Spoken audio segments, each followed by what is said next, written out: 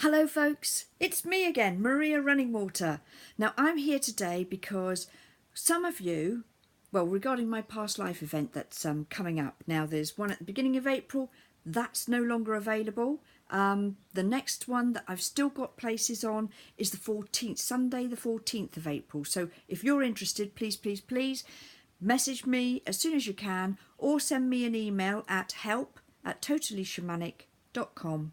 That's help@totallyshamanic.com as soon as you can, and I'll let you know how to book your spot. Anyway, regarding the past lives event, some of you have very kindly, and I thank you, you know who you are, I thank you for sending in the questions that you have sent. And it dawned on me that actually these questions are probably niggling away at some of your minds as they would have done mine in the very beginning of this journey for me. So I thought I'd do a few short videos to help to put your mind at rest and answer some of those questions, because I know some people just either intend to ask the question and never get round to it, and sometimes we're just not brave enough perhaps. But those of you that have, thank you. And if any of you have questions that aren't answered in these videos, then please send them to me. Anyway, the first one is one of the questions was, is hypnosis involved? Now, I can understand the fear on this. I remember when I first started on my journey of discovering my own past lives, I was absolutely terrified of being hypnotised. Honestly, I was. And it actually stopped me in my tracks for quite a few years. And it was the fear of the unknown. I didn't know if I would lose control of my mind, lose control of my body actions, etc. Who would actually be in control? And I wasn't comfortable with that at all. Well, what I would like to tell you now is that actually during this event, we are not using hypnosis at all. Not at all. No hypnosis. So I hope that puts your mind at rest on that score. Now, the other thing is about past lives is quite often we're quite curious. That's fine. Fascinated. Oh, I was always fascinated, and I still am. But maybe a little bit frightened, a little bit scared of the unknown, in as much as, ooh, maybe I was an absolutely hideous, shocking, awful person. Maybe I killed someone, or did something even worse, tortured someone. Maybe I did something absolutely awful that I won't be able to sleep at night. All these kind of things. All this is variations of fear of the unknown. But our mind, our logical mind, which is very clever, and we need it to be clever to survive in this life, in this day, in this time, but our mind kind of gets in the way and puts these very frightening labels on that fear. It's actually just fear of the unknown. It's like when you first drive, at first you're terrified because you don't know if you're going to be able to do it. You're frightened of having an accident. You're frightened of running someone over. You're frightened of getting it wrong. You're frightened of failing. It's fear of the unknown. But our mind puts all these different labels on that are logical. So I'd like to turn that around and say, okay, so that's what you're frightened of, worst case scenario, which is what your logical brain so easily latches onto, the worst case scenario, because that keeps you in the place that you're in now, which is perfectly safe.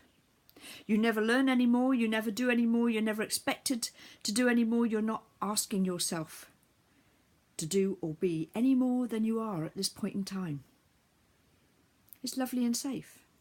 But it also means that you don't ever have the opportunity to learn more, to grow, to become more, or to do anything differently, because everything remains exactly the same as it is. So what if, we've looked at the worst case scenario, what if you were to look at what the best case scenario is of a past life? I bet you haven't even got the beginnings of an idea of what would be the best case scenario for you. And very often we haven't, because you don't really know what the true gem is that will come out of visiting your past life or lives until you actually do it. And that's the dilemma. So I would ask you to kind of, as there is a well-known book, I can't remember the name of the author, that says feel the fear and do it anyway. And that's what I would recommend, but it's your choice. You can choose whether to stay in your safe, comfortable place, having that fascination, having that curiousness, and just staying there for another year or so, or 5 or 10, or however long it might be. Or are you going to do something now? Are you going to try it now? Are you going to push yourself through that fear barrier as you have done in your life so many times before? And it's been good. And this too can be absolutely brilliant for you. So that's what I would suggest. Now imagine that one of the things that you have to have in order to really benefit from this past life event is the belief that past lives do exist. The belief that you have had some past lives, or at least one. Without that, some people do not believe in past lives at all. They do not believe in reincarnation. And if that is the case for you, then you are not going to gain anything out of this event. So it really isn't the event for you at all. So I would say, yeah, definitely leave it. But if you believe in past lives, you're curious as to what yours might be. You might even have an inkling. You may even have discovered a little bit of one or been told a little bit of one by a tarot reader or a medium or something, but that's all you know. Then now's the time. Do it. It's interesting actually, because you never really know what's going to come out of these past lives. And I totally believe in them. I believe from my own experience and from the experience of all those people that I have worked with over the years. I've been working with people with past lives for 20, 30 years, something like that. It's got to be 30 now. Gosh, showing my age. All the wrinkles, they're laughter lines, believe me. Anyway, past lives, you never know what it's going to give you. There was a lady who came to me, for example, out of pure curiosity, which is absolutely fine. I love curiosity. Curious people dig deeper and find more when they feel safe. This lady came along and she actually visited several past lives. But when we were talking about it afterwards, a pattern had revealed itself. And the pattern was that within her lives, she had met someone, got married, settled down. They, unfortunately, due to different circumstances in the different lives, had to go to battle or war in some form or another. And unfortunately, her partners were killed and never came home. Now, in this life, what she realised was that she had been unconsciously avoiding that scenario happening again. And the way she was doing that was she would meet people, have a wonderful relationship. It would get to the point of commitment. And at that point, she would go into destruct mode. And she would completely annihilate the relationship, send the potential partner away with a flea in their ear, never to return. So she didn't actually make that commitment and never had to be, as she had felt in her past lives, let down by them again. Now, with this knowledge, the next time she was in a relationship, she was able to consciously choose whether to go into destruct mode or whether to make the commitment and move forward. And I'm delighted to say that it was 6 months later that actually she got married, and that was just brilliant for her and for me. And several years later, she's still with that wonderful guy. But she did not know at the time that she was visiting the past lives with me that this was what was going to come out. She had no idea that that issue existed. But it was highlighted in the story that was told. That's one example. Another example was a young lady who came to me who visited a couple of past lives, and none of them were particularly exciting in any way. They were very normal lives that she visited at different stages, right the way she lived a long life in each occasion.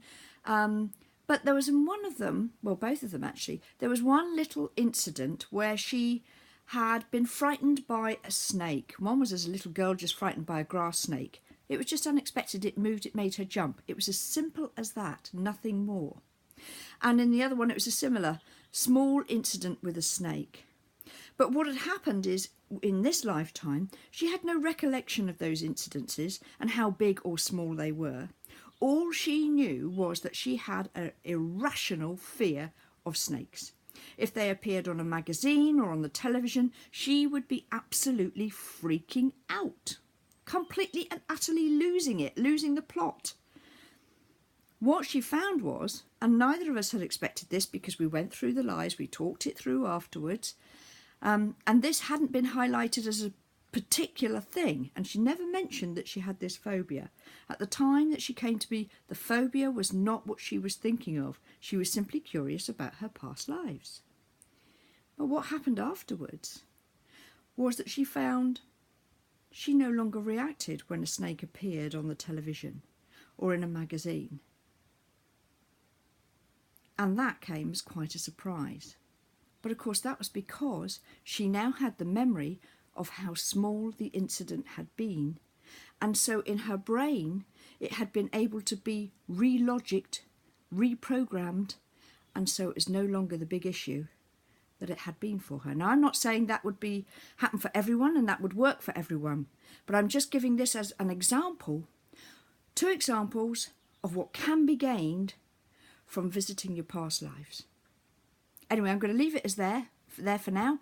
And as I said, I will be answering other questions over a few short videos. And if you've got any other questions that aren't answered, please send them. And what about booking it? If you're thinking about it, why not book it now?